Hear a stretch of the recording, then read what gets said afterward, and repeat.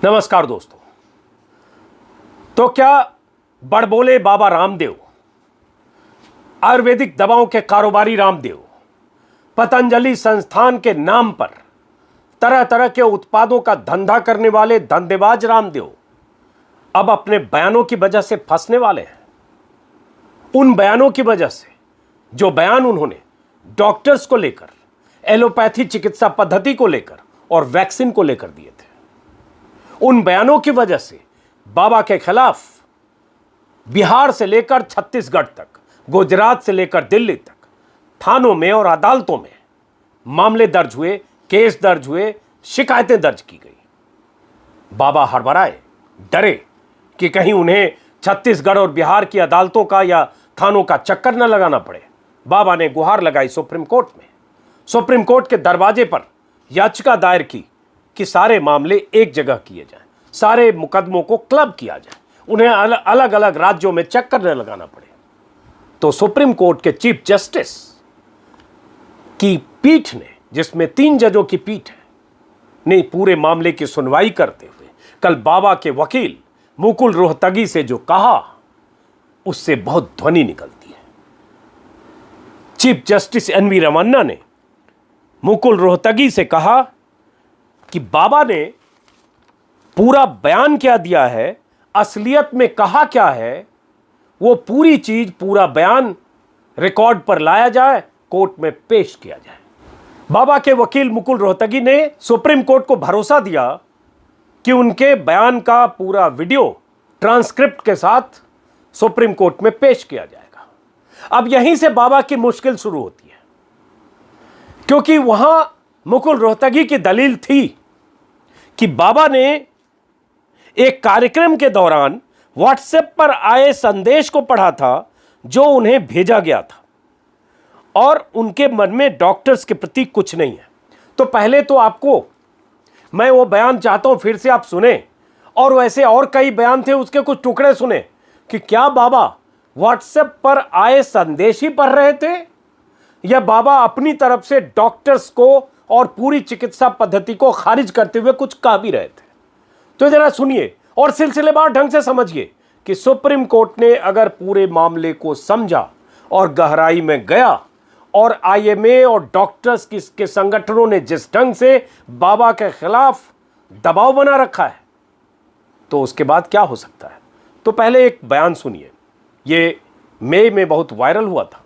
ये वीडियो करीब 3.5 मिनट का है, 4 मिनट का लगभग है, लेकिन चूंकि दलील ये दी जा रही थी कि बाबा ने तो कुछ किया नहीं, व्हाट्सएप पर जो आया पढ़ा, तो एक 49 सेकंड का पहले वीडियो का टुकड़ा पहले वो सुनिए और उसके बाद फिर मैं बताता हूं कि बाबा ने कहा क्या और कौन सा बयान है जिसके आधार पर सुप्रीम कोर्ट में बाबा फंस सकते हैं।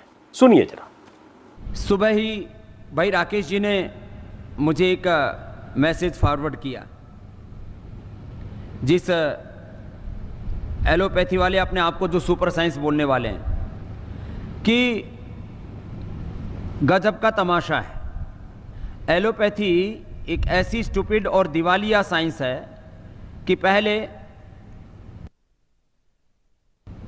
क्लोरोक्विन फेल हुई, फिर रेमडेसिविर फेल हो गई, फिर एंटीबायोटिक्स इनके फेल हो गए, फिर स्टेरॉइड इनके फेल हो गए, प्लाज्मा थेरापी के ऊपर भी कल बैन लग गया, और इवरमाक्टिन भी फेल हो गया, और जो है अभी एक बुखार के लिए क्या दे रहे हैं वो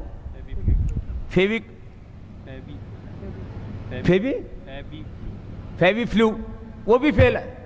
जितने भी दवाएं दे रहे हैं, फिर लोग कह रहे हैं तमाशा हो क्या रहा है। ये सुना आपने, 49 सेकंड का ये बयान है। ये सच है कि बाबा ने शुरुआत में कहा कि भाई राकेश जी ने ये मैसेज फॉरवर्ड किया था और मैसेज उन्होंने पढ़ के जो भी सुनाया कि कैसे सारी दवाइयां फेल हो गई। ये अलग बात है कि बाबा दवाइयों के नाम तक नहीं ले रहे, इतने बड़े कारोबारी हैं। उसके बाद आपने देखा होगा उस वीडियो के आखिर में बाबा ने मोबाइल नीचे रख दिया, मतलब व्हाट्सएप का काम खत्म हो गया। उसके बाद बाबा क्या कहते हैं वो सुनना जरूरी है, और यही जो बाबा का बयान है यही उन्हें फंसाएगा अगर सुप्रीम कोर्ट में सही ढंग से जो दूसरा पक्ष है आईएमए और उनके वकीलों ने अपना तर्क रखा, तो अपनी दलील रखी। तो ये सुनिए, ये करीब करीब 2 मिनट का वीडियो है, इसको गौर से सुनिए। ये कोई व्हाट्सएप मैसेज नहीं है, ये बाबा के मन की भड़ास है। ये बाबा ने जो कहा अपनी तरफ से डॉक्टर्स के खिलाफ, वो सीधे सीधे वीडियो में सबूत के तौर पर है, सुनिए। बहुत बड़ी बात कह रहा हूं, हो सकता है इसके ऊपर कुछ लोग विवाद करें। लाखों लोगों की मौत एलोपैथी की दवा खाने से हुई है। जितने लोगों की मौत हॉस्पिटल न जाने के कारण से हुई है, ऑक्सीजन न मिलने के कारण से हुई है, उससे ज्यादा लोगों की मौत ऑक्सीजन के बावजूद हुई है, दवा एलोपैथी की दवा मिलने के बावजूद हुई है, स्टीराइड की वजह से हुई है। ये कोई ताली बजाने की बात नहीं है, एक वैसी बात बता रहा हूं। ये पीड़ा की बात है कि लोग समझ ही नहीं रहे करें क्या। इसलिए अभी लाखों लोगों की मौत का कारण एलोपैथी है।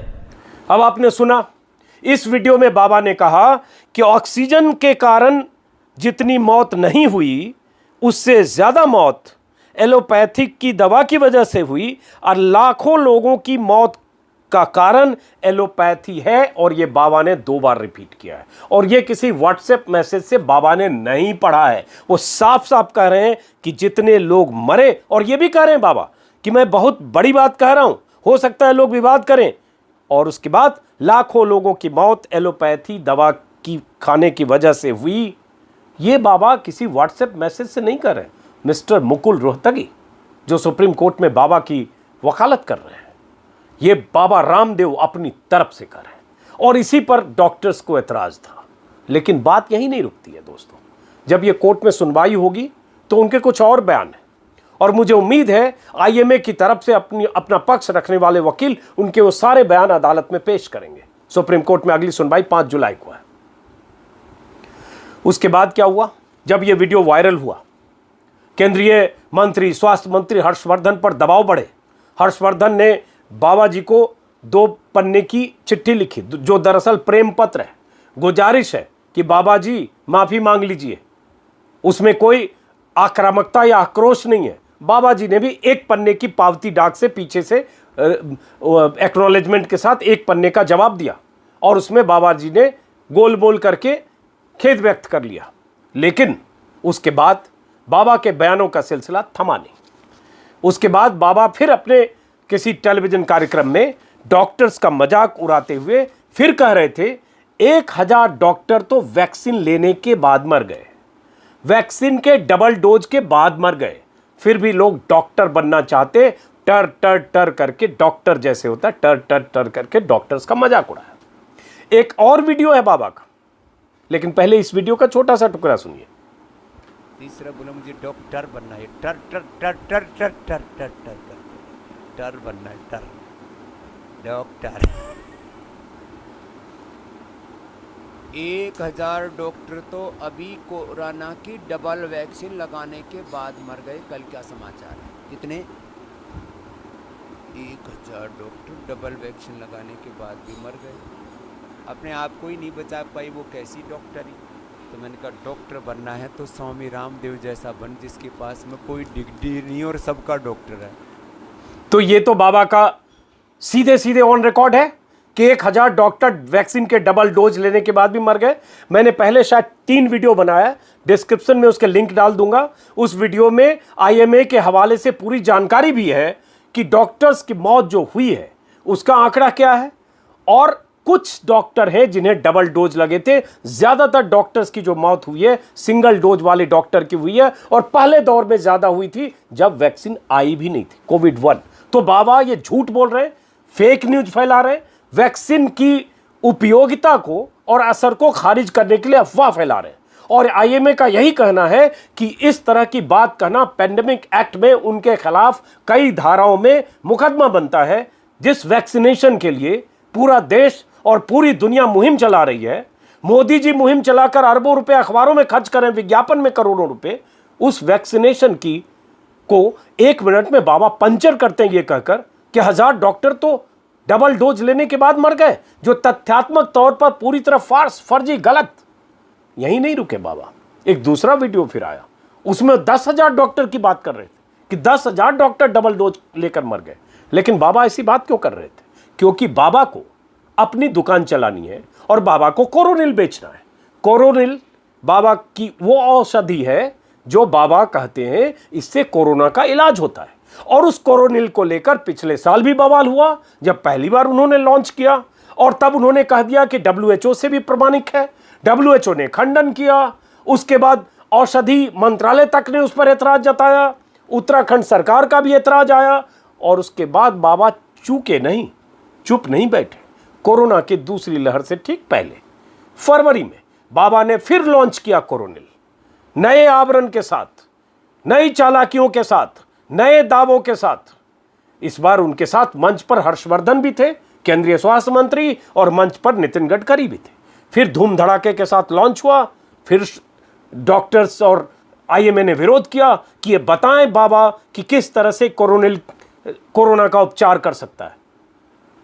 तो बाबा दरअसल धंधा चमकाने के लिए कोरोना के तमाम इलाज को, डॉक्टर्स को, एलोपैथी को, वैक्सीन को खारिज करके अपनी दुकान चलाने के लिए इस तरह के बयान दर बयान देते रहे। अदालत में आधा बयान, आधा ट्रांसक्रिप्शन देकर बचने की कोशिश कर रहे हैं।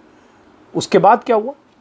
बाबा के खिलाफ जब डॉक्टर्स आंदोलित हुए देश भर में, अलग अलग शहरों में, उन पर मुकदमे दर्ज हुए। उनके खिलाफ राजद्रोह की धाराएं लगाने के लिए दिल्ली के थानों में शिकायतें दर्ज की गई। यह अलग बात है।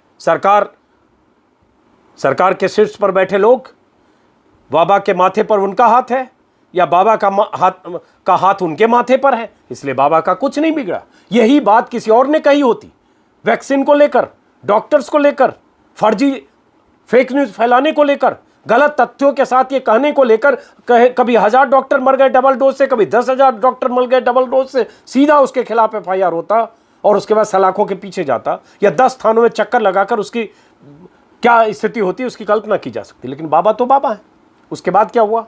जब IMA के डॉक्टर्स ने और बहुत सारे ऐसे लोगों ने ऐतराज जताते हुए ट्विटर पर एक ट्रेंड चला, अरेस्ट स्वामी रामदेव, और विरोध प्रदर्शन सब जगह हुए, तो बाबा का एक फिर वीडियो आया। वो वीडियो क्या है, सुनिए जरा। अब उनके खैर अरेस्ट तो किसी, वो जो है उनका बाप भी कोई नहीं कर सकता स्वामी रामदेव को लेकिन एक शोर मचा रहे हैं कि quick arrest Swami Ramdev, quick arrest Swami Ramdev. अब ये रामदेव की अकड़ है कि रामदेव कहते किसी के बाप की मजाल नहीं, किसी के बाप की हिम्मत नहीं कि रामदेव को पकड़ सके। हाँ भाई, सैया भय कोतवाल तो डर काहे का।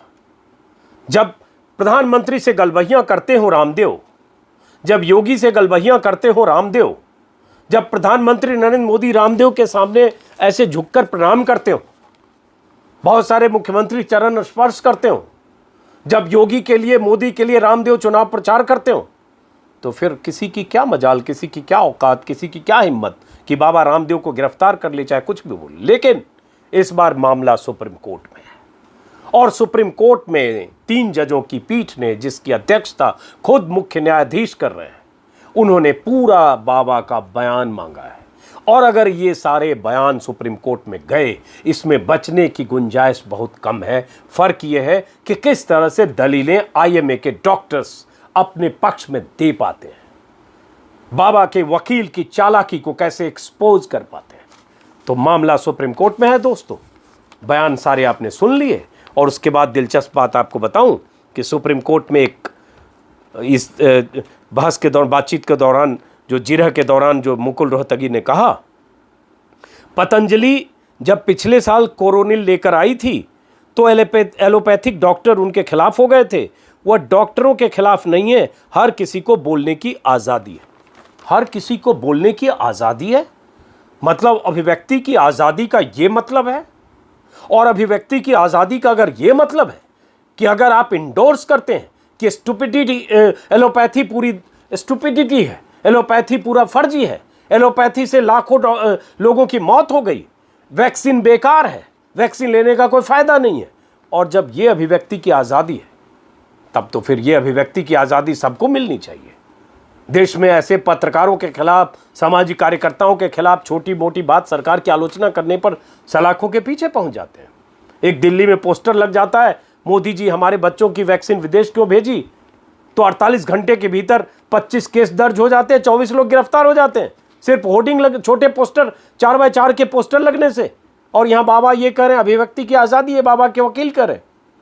उसी में ये भी है कि दलील यही दे रहे हैं बाबा पिछले 1 महीने के दौरान, जब से विवाद हुआ मई में पिछले महीने, कि ये उन्होंने वही पढ़ा जो व्हाट्सएप पर था। और मैंने आपको शुरू में दिखाया कि उन्होंने जो पढ़ा व्हाट्सएप से बाहर था। और इसकी एक दलील और है कि व्हाट्सएप पर अगर कोई मैसेज, ऐसा मैसेज आता है जो अपमानजनक है, जो असंसदीय है, या जो ऐसा है जो किसी की अवमानना करता हो, किसी के खिलाफ भ्रामक तथ्य और दुष्प्रचार करता हो, उस व्हाट्सएप मैसेज को अगर आप पढ़ते हैं और उसके बाद की लाइनें आगे आप जोड़ते हैं, मतलब उस मैसेज को आप इंडोर्स करते हैं, फिर आप बच नहीं सकते कि ये मेरा नहीं था, मैंने किसी का पढ़ के सुनाया, किसी का पढ़ के कुछ नहीं सुना सकते।